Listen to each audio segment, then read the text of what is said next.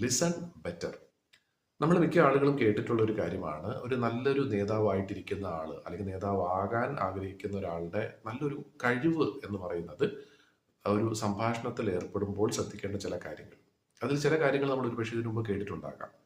ഒരാൾ നമ്മളോട് സംസാരിക്കുമ്പോൾ അയാളുടെ കണ്ണിലേക്ക് നോക്കി സംസാരിക്കണം, നമ്മൾ റിലാക്സ്ഡ് ആയിരിക്കണം, ഇടയ്ക്ക് കയറി നമ്മളൊന്നും പറയാതിരിക്കുക, അയാളുമായിട്ടൊരു ആർഗ്യുമെന്റ്, ഒരു തർക്കത്തിൽ ഏർപ്പെടാതിരിക്കുക, ദേഷ്യം പിടിപ്പിക്കാതിരിക്കുക. അങ്ങനെയുള്ള കാര്യങ്ങൾ ഒരുപക്ഷെ നമ്മൾ കേട്ടിട്ടുണ്ടാകുമായിരിക്കും. പക്ഷേ ഇവിടെ പറയാൻ പോകുന്ന വേറൊരു 3 പോയിന്റ്സിനെ കുറിച്ചാണ്. ആ 3 പോയിന്റിന്റെയും പ്രധാനപ്പെട്ട ഒരു കാര്യം എന്ന് പറയുന്നത് നല്ലൊരു കേൾവിക്കാരനാവുക എന്നുള്ളത് തന്നെയാണ്. അപ്പൊ ഇതിനു വേണ്ടി ചെയ്യേണ്ട 3 കാര്യങ്ങൾ എന്താണെന്നുള്ളത് ഒന്ന് പറയാം. അത് ഒന്ന് തിങ്ക്, രണ്ടാമത്തത് റിവ്യൂ, മൂന്നാമത്തത് ലിസൺ. എന്താണെന്നുള്ളത് പറയാം.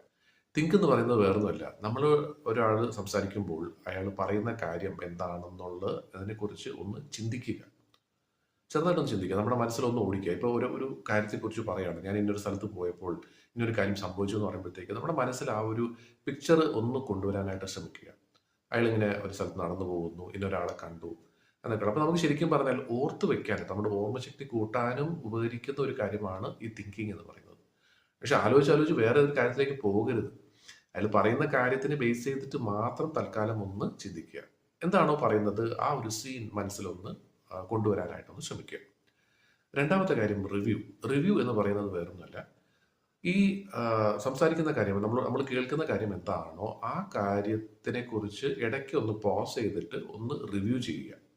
എന്താണോ പറഞ്ഞത്, ഇനി അത് ഒന്നുകൂടെ മെച്ചപ്പെടുത്താനായിട്ട് നമുക്ക് ചെയ്യാൻ പറ്റുന്ന ഒരു കാര്യം എന്ന് വെച്ചാൽ, ഇപ്പം നമ്മൾ ഒരാളോട് സംസാരിക്കുകയാണ്, അയാൾ 1-2 ആളുകളുടെ പേരുകൾ പറയുകയാണ്.